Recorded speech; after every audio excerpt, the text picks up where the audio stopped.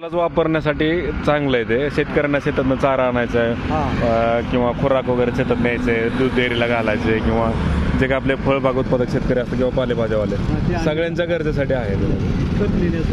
हो, म्हणजे कुठल्या कामासाठी तुम्ही वापर करू शकता.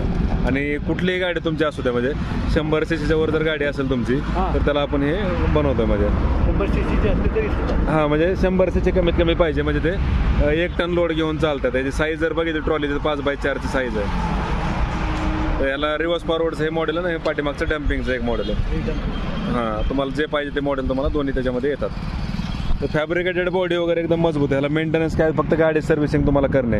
बाकी हां, डिफरन्शियल गिअर बॉक्स आहे, PTO शाफ्ट आहे, परत तुमचं रिव्हर्स फॉरवर्ड गिअर आहे, पाटे वापरलेत, समोर आपण डबल शॉक अब्झर आहे. त्यामुळं मजबूत लोड किती चढानं उचलत नाही किंवा आलटी पलटी व्हायचा काही धोका नाही आहे.